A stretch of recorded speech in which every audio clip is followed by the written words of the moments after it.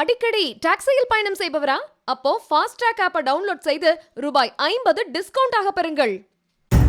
அவதூறு கருத்து வெளியிட்டதற்காக YouTuber Joe Michael பிரவீனுக்கு விதிக்கப்பட்ட அபராதம் மூலம் திருநங்கை சமூகத்தினருக்கு நீதி கிடைத்துள்ளதாக திருநங்கை அப்சரா தெரிவித்தார்.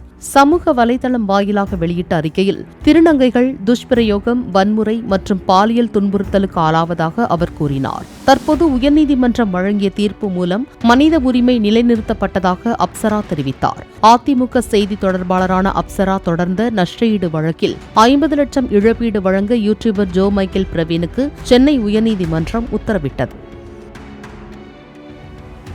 அடிக்கடி டாக்ஸியில் பயணம் செய்பவரா? அப்போ ஃபாஸ்ட்ராக் ஆப்பை டவுன்லோட் செய்து ரூபாய் 50 டிஸ்கவுண்ட் ஆக பெறுங்கள்.